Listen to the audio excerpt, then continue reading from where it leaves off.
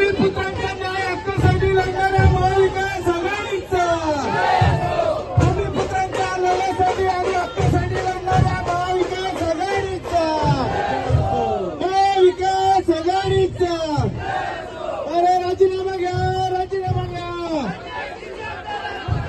अरे राजीनामा घ्या, राजीनामा घ्या. देशाचं करायचं काय?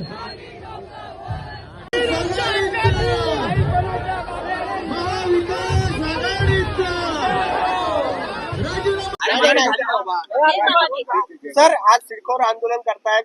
सिरसाटसाठी सगळं जे आहे भूखंड देण्यात आलं. काय प्रकरण नेमकी आज सिडकोर मोर्चा काढताय आपण? एक तर काही दिवसांपूर्वी शशिकांत शिंदे साहेबांनी एक मोठा मोर्चा काढला होता. त्याच्यामध्ये इथं असणाऱ्या भूमिपुत्रांचे मुद्दे त्यांनी मांडले. त्याच्याच बरोबर शशिकांत शिंदे साहेबांच्या मार्गदर्शनाखाली व सर्व इतर मित्र पक्षांच्या पाठिंब्याने खरं तर आम्ही मोर्चा मोठा काढणार होतो. पावसामुळे तो आम्ही कॅन्सल करून फक्त भेटायला निघालो, तरी सुद्धा एवढे लोक इथं आले. याच्यामध्ये आम्ही जो मुद्दा घेतोय तो म्हणजे बिवलकरांचा मुद्दा घेतोय की जेव्हा सिरसाटांना म्हणजे जेव्हा आचारसंहिता 2024च्या इलेक्शनची लागण्यापूर्वी 15 दिवस त्यांना तिथं पद दिलं. कशाचं? तर सिडकोचं चेअरमन पद दिलं.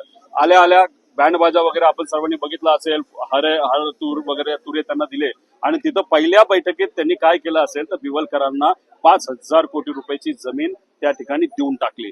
आता ती जमीन त्यांना देण्यासारखी होती का? तर अजिबात नाही, कारण त्याच्यावर ताबा आणि मालकी ही शासनाची आहे. इथं जर आपण बघितलं तर कितीतरी 6-7 महिने झाले इथं भूमिपुत्र हे उपोषण करत आहेत. त्यांना तिथं न्याय नाही, अनेक वर्षांपासून न्याय नाही. आणि इथं बिवलकरांनी फक्त पैसा दाखवला, हिरवा रंग पैशाचा दाखवला आणि त्याच्यात तिथं सह्या झाल्या. याच्यात खूप मोठा भ्रष्टाचार झालाय आणि 5,000 कोटीवर हा भ्रष्टाचार थापेल असं नाही, हा 50 ते 60,000 कोटीवर जाईल. कारण बिवलकरांची अशी म्हणजे तशी डायरेक्ट नाही, सरकारच्या नावी असणारी जमीन ही 4,000 एकरच्या आसपास आहे आणि आकडा जर काढला तर तो खूप मोठा होतो. त्यामुळे सिरसाटांना राजीनामा हा द्यावाच लागेल. आता आम्ही जाऊन अधिकाऱ्यांशी चर्चा करणार आहोत, त्यांना पत्र देणार आहोत आणि आज जर आम्हाला सकारात्मक या सामान्य लोकांच्या बाजूने उत्तर जर नाही मिळालं तर शशिकांत शिंदे साहेबांच्या मार्गदर्शनाखाली गणपती उत्सव तिथं झाल्यानंतर खूप मोठा मोर्चा आम्ही तिथं काढू.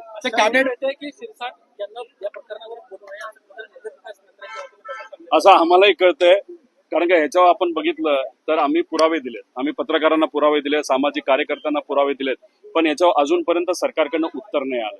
त्याच्यातच मला असं कळतंय उदय सामंत साहेबांनी उडता उडता एक उत्तर दिलं, कागद आम्हाला बघावं लागतील. म्हणजे 100% याच्यामध्ये काळं झालंय हे आम्हाला माहिती आहे आणि त्यांच्याकडनं कुणी उत्तर दिलं, त्यांच्या हिंमतच नाही. आम्ही ओपनली चॅलेंज केलं होतं, तुमच्यात जर दम असेल तर तो तुम्ही तिथं दाखवून द्या आणि आमच्या विरोधात नाहीतर आम्ही जे मुद्दे मांडले ते खोडण्यासाठी तुम्ही पत्रकार परिषद घ्या. पण नाही, पण तुम्ही म्हणता ते खरंय. आम्हालाही असं कळतंय की वरून सांगण्यात आलंय सिरसाटांना की तू काय बोलू नको, बोललाच की आपण अडचणीत येऊ, त्यामुळेच कदाचित ते आता बोलत नाही.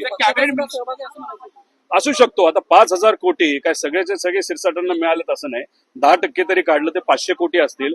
कदाचित विट्स हॉटेल जे छत्रपती संभाजीनगरचे ते कदाचित ते 60-70 कोटीला घ्यायला निघाले होते आणि जमिनी त्यांनी खूप घेतल्या. तर 100-150 कोटी रुपये कदाचित हे सिरसाटांना मिळाले असतील.